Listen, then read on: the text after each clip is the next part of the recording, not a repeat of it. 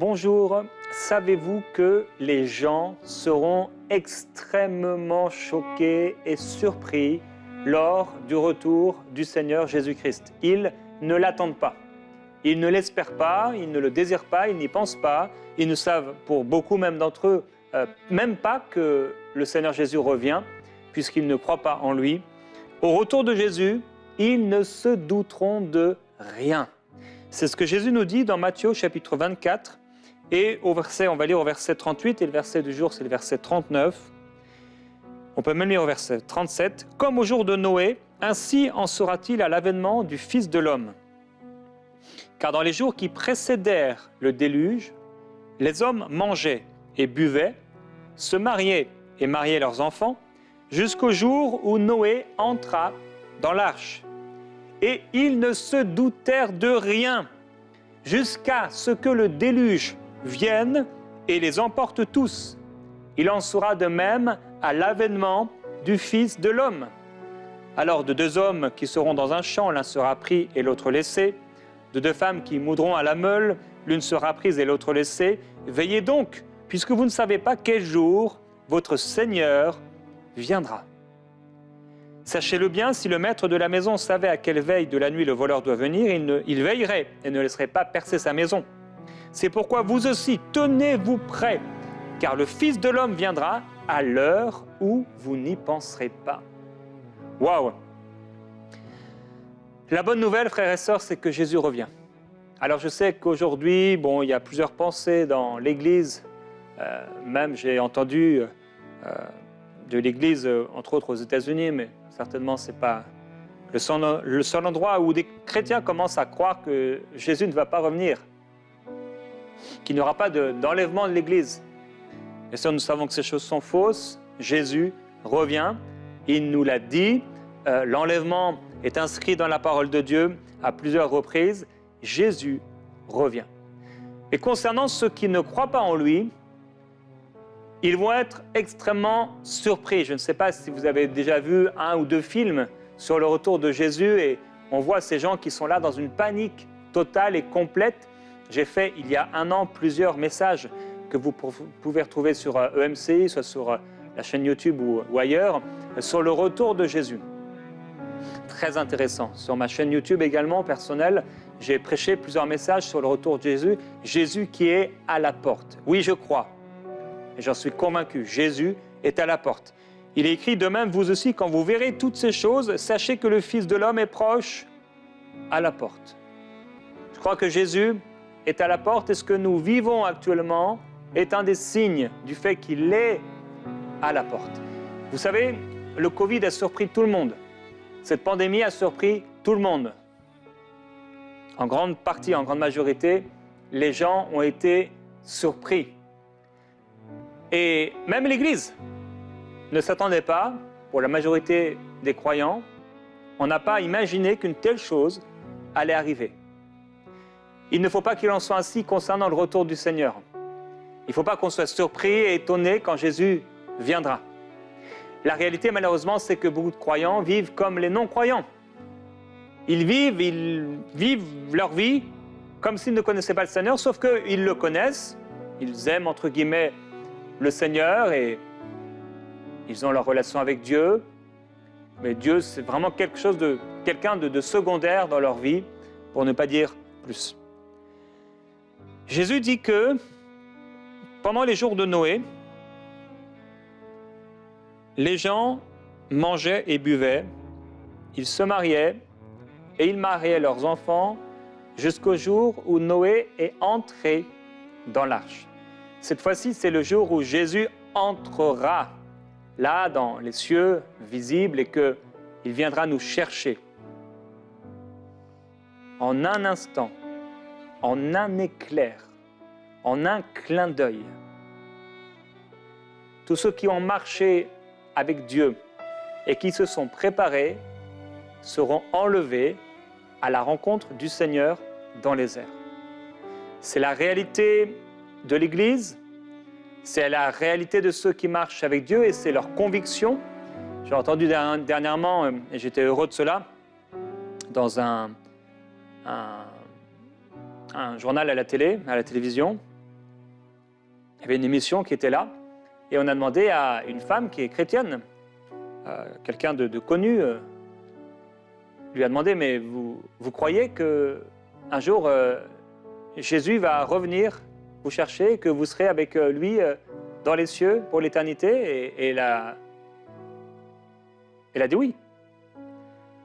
Il ne faut pas avoir honte de ce en quoi nous croyons. Mais eux, qui ne connaissent pas Dieu, eh bien oui, c'est clair, c'est net, ils ne se douteront de rien.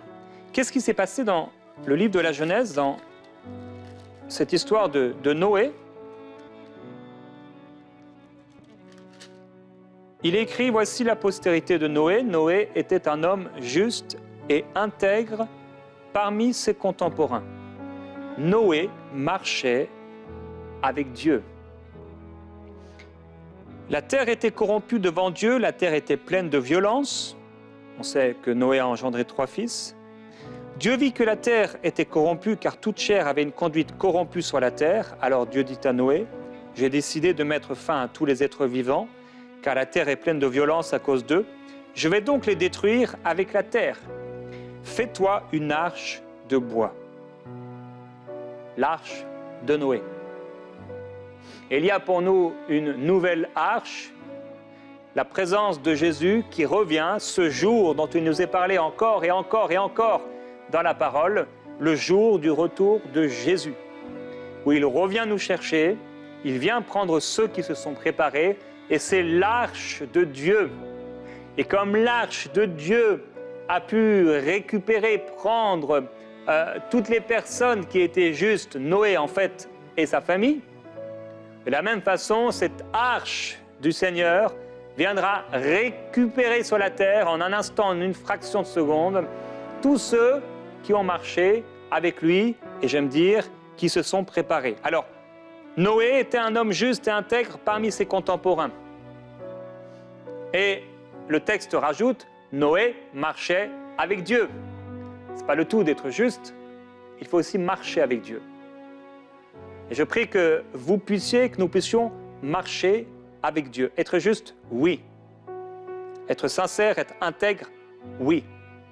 Parmi les contemporains, on a vu hier que oui, le monde entier gît sous la puissance du malin. Le diable est descendu vers nous pour nous nuire, nous faire du mal, nous faire tomber, nous faire trébucher et nous amener surtout dans sa destination finale. Il aimerait tellement qu'on puisse perdre la foi et il va faire tout ce qui est en son pouvoir. Il est plein de fureur, il est plein de colère, il est plein de haine, il sait qu'il a peu de temps et il va faire tout ce qu'il peut et cette haine va comme s'accélérer, la manifestation de cette fureur va se déchaîner, va s'accélérer pour faire tomber le plus grand nombre.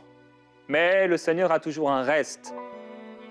Et si les jours n'avaient pas été abrégés, personne n'aurait été sauvé. C'est pour dire. Ça veut dire que le mal qui arrive sur la terre fait poser des questions aux gens. Et même à l'Église. Et certains commencent à douter et à perdre la foi. Je prie que ce ne soit pas votre partage au nom du Seigneur Jésus-Christ. Et donc, Noé n'était pas seulement juste et intègre au milieu de ses contemporains, mais Noé a marché avec Dieu. Quelle grâce de marcher avec Dieu. Est-ce que tu peux dire aujourd'hui, je marche avec Dieu? Est-ce que tu marches vraiment avec Dieu? Ou est-ce que Dieu est simplement dans ta poche, je ne sais pas, quelque part au fond de ton cœur, dans un petit endroit de ton cerveau où tu penses à Dieu parfois, tu dis « Ah, ça fait longtemps que je n'ai pas prié. Ah, il faudrait que j'aille à l'église. Ah, il faudrait que je lise ma Bible. » Ou est-ce que vraiment tu marches avec Dieu comme quelqu'un marche avec un ami, main dans la main, ou une amie, son épouse, son époux? Vous marchez ensemble. Est-ce que 2 hommes marchent ensemble sans en avoir convenu? On ne peut pas marcher ensemble s'il n'y a pas d'intimité. Avec Dieu, on ne peut pas marcher avec Dieu s'il n'y a pas d'intimité, s'il n'y a pas de communion. Aujourd'hui, les gens pensent qu'ils marchent les uns avec les autres à travers les réseaux sociaux, mais ils ne marchent pas du tout les uns avec les autres. Ils regardent des images, ils regardent des vidéos, des choses, ils regardent des gens, ils regardent les nouvelles de leurs amis peut-être, mais ils ne sont pas en train de marcher avec eux. Ils sont peut-être en train de les voir marcher, de les voir vivre. Pour marcher avec quelqu'un, il faut s'être mis d'accord. Ça veut dire intimité, communion, discussion, dialogue, du 1 à 1, cœur à cœur, Noé marchait avec Dieu. Alors Noé a marché avec Dieu et Noé, eh bien, il a vécu, il a engendré 3 fils. Ça veut dire qu'il a eu une épouse, ça veut dire qu'il a eu des relations sexuelles avec cette épouse, ça veut dire qu'il aimait certainement cette épouse, cette femme, ça veut dire qu'il se levait lui aussi, il mangeait lui aussi, et il a eu un fils, et ensuite il a vu ce fils grandir, il a eu un 2e fils et un 3e fils. Il a vécu là parmi ses contemporains. Ce n'était pas un extraterrestre sorti de je ne sais quelle planète, c'était un homme tel que nous, mais il était juste et intègre et il marchait avec Dieu. Il marchait avec Dieu, il a entendu Dieu lui parler. Et Dieu lui a dit quelque chose, je vais mettre fin à tous les êtres vivants. J'ai décidé de mettre fin à tous les êtres vivants, parce que la terre est pleine de violence, et je vais détruire tout cela avec la terre. Et là, Dieu lui dit, il donne la solution, fais-toi une arche, parce que la terre était corrompue, pleine de violence. De plus en plus, on arrive à ce moment. Ce Sodome et Gomorrhe, où Sodome et Gomorrhe ne sera plus seulement un point quelque part dans un pays ou une nation, mais Sodome et Gomorrhe sera partout. Et nous voyons déjà que le mal est remplit la terre, que le mal est partout. Noé marchait avec Dieu.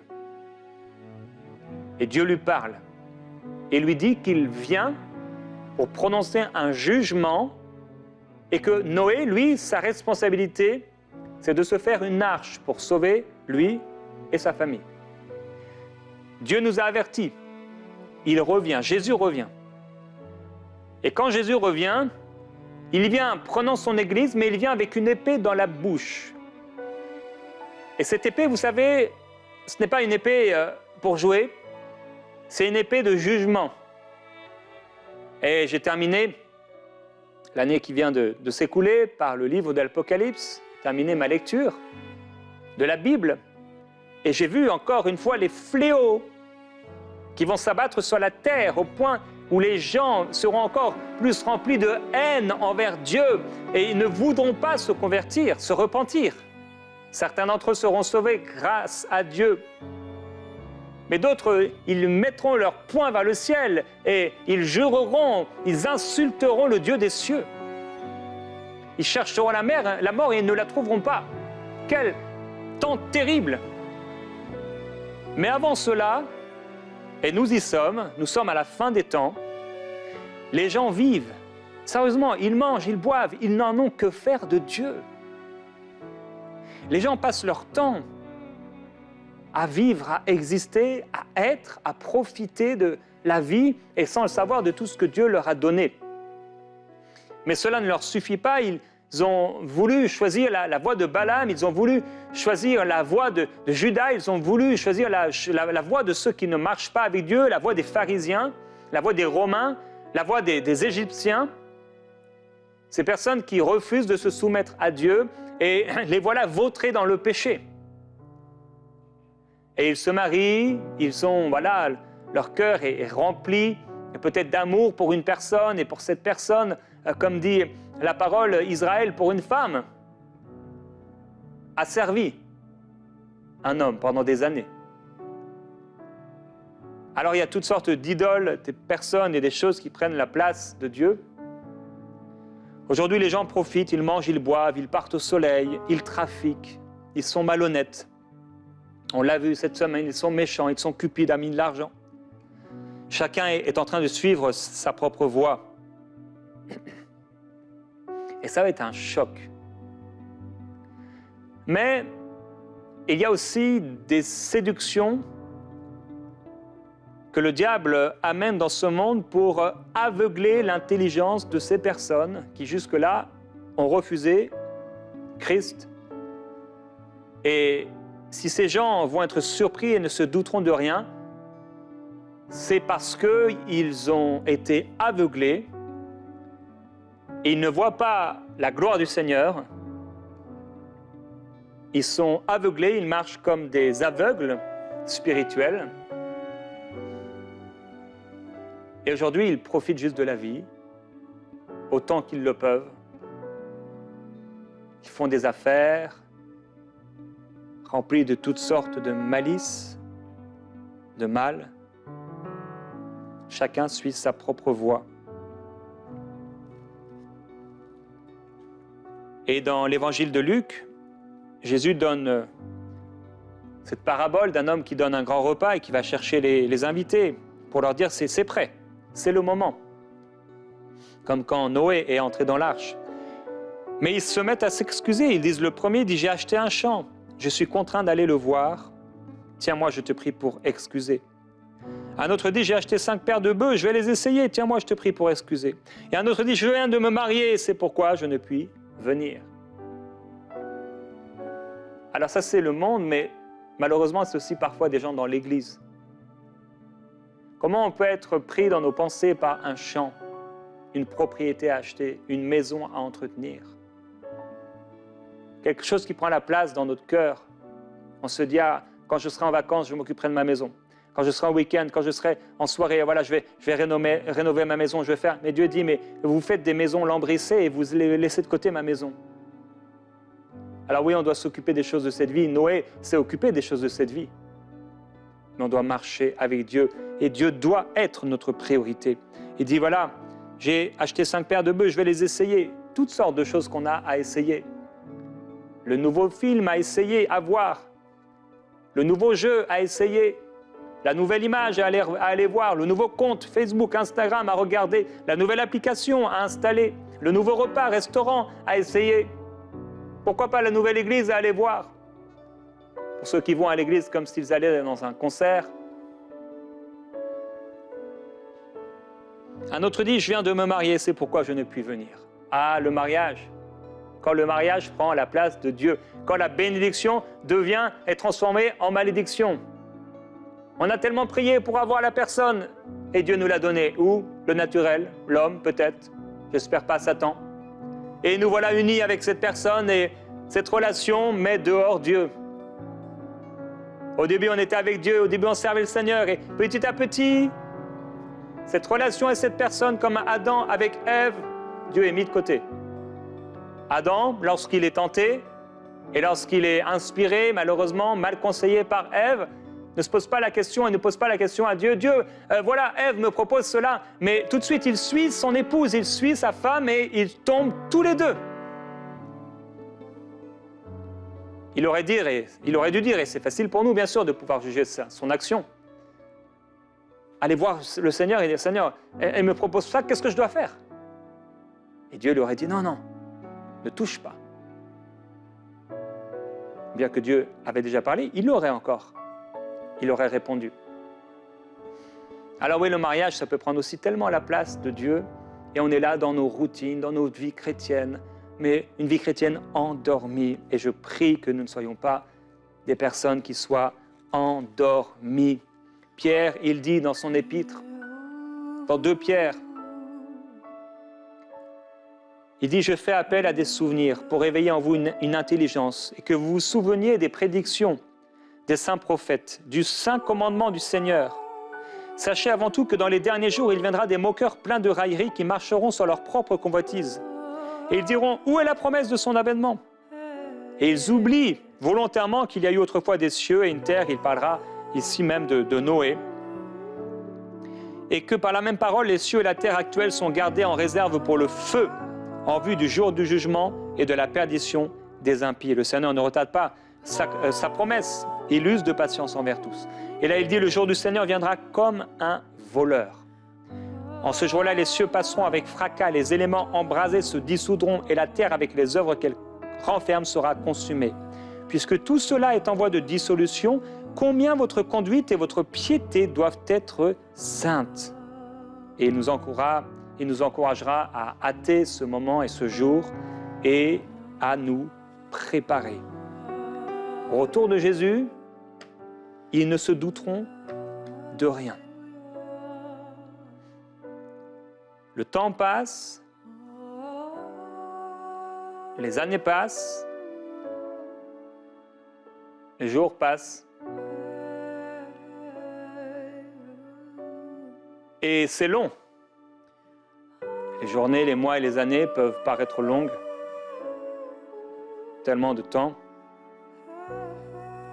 Et c'est pourquoi nous avons besoin de persévérance. afin qu'après avoir accompli la volonté de Dieu, nous puissions obtenir ce qui nous a été promis.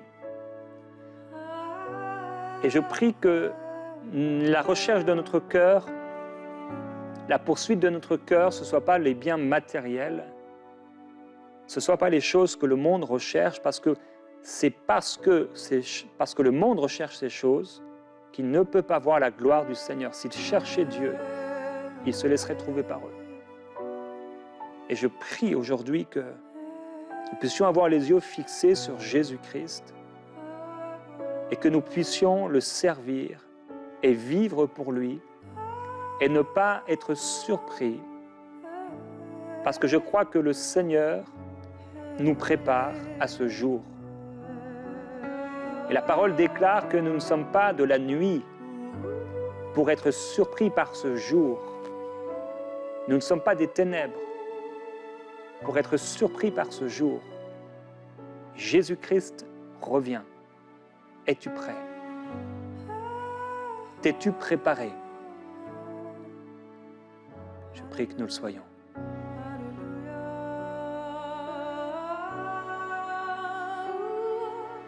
Les yeux sont fixés sur le jour où tu reviendras me chercher,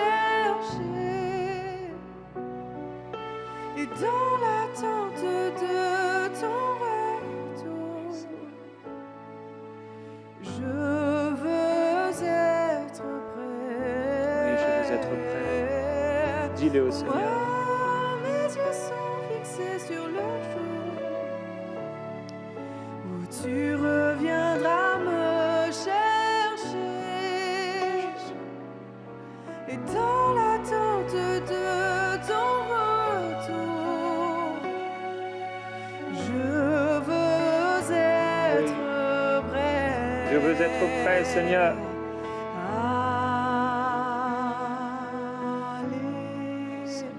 Alléluia. Oh,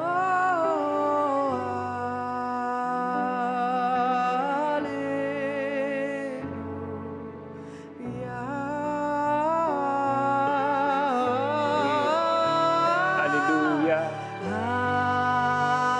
Alléluia. Disons Alléluia. Dieu soit loué.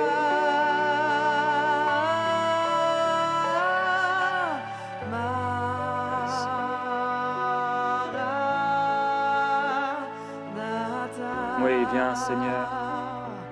Viens Seigneur. Jésus. Jésus. Oui, viens Seigneur Jésus.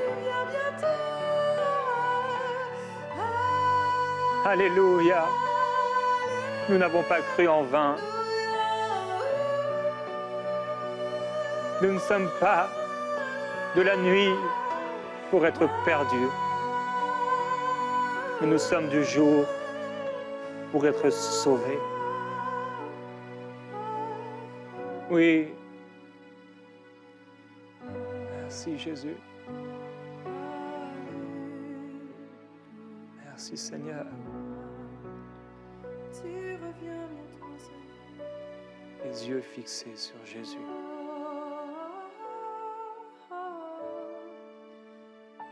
Les yeux fixés sur Jésus. Sur ton retour. Merci, Alléluia. Seigneur. Dans l'attente, nous voulons nous tenir prêts. Encore une fois, écoutez ce chant et tournez nos yeux sur lui, vers lui. Où tu reviendras me chercher, Oui, Jésus.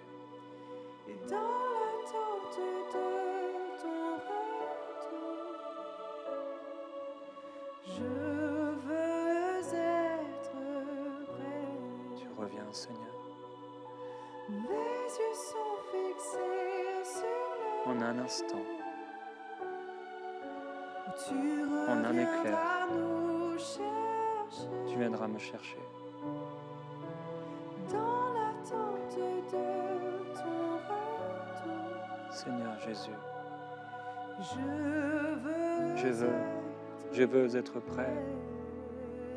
Je veux me préparer. Je me mets à part pour marcher avec toi. Oui, je dis Alléluia. Gloire à Jésus-Christ. Viens, Seigneur. Oui, Tu viens Maranatha. bientôt, Jésus. Maranatha. Maranatha. Viens. Viens, Jésus.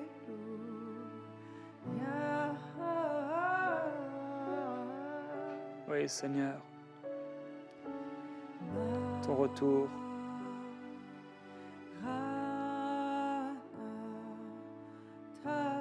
comme un filet qui viendra sur le monde, qui fera périr tous les incrédules. Ce jour qui viendra à l'improviste. Nous ne sommes pas de ceux qui se perdent.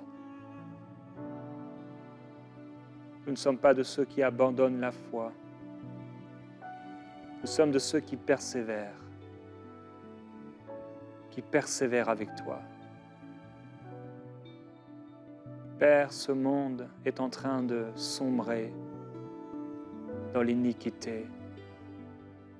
Ce monde est en train de sombrer dans le péché, dans les profondeurs de Satan, dans les profondeurs du péché, dans les profondeurs de l'iniquité. Ils n'ont pas reçu en eux l'amour pour la vérité, mais à nous, tu nous l'as donné par ta grâce. Et Père, nous prions pour que le monde puisse voir et recevoir la révélation de Jésus-Christ. Nous prions pour que ce monde perdu puisse être sauvé. Parce que ta parole nous révèle que si tu n'es pas encore venu, c'est parce que tu es plein de patience pour ceux qui sont perdus. Tu es plein de patience pour eux et tu veux qu'un maximum de personnes puissent être sauvées et rachetées. Et Père, nous prions pour ce monde perdu. Nous prions pour cette génération impie. Nous prions pour ces gens, Père, qui ont été aveuglés. Certains ont fait le choix de refuser ta seigneurie, mais d'autres sont là et c'est comme s'ils subissent. Ils subissent le péché des autres, ils subissent les abus, le pouvoir satanique, et ils sont comme là, ne méritant pas ce qui leur arrive, comme des esclaves, ignorants. Ils subissent leur ignorance, et tu as eu l'amour et la grâce de dire « Pardonne-leur parce qu'ils ne savent pas ce qu'ils font ». Bien qu'ils avaient vu ta grâce et ton amour être manifestés. Tu as dit « Ils ne savent pas ce qu'ils font » et Père, je dis « Ils ne savent pas ce qu'ils font ». Et Père, nous prions et je prie, viens sauver, viens libérer au nom de Jésus-Christ et qu'il soit sauvé.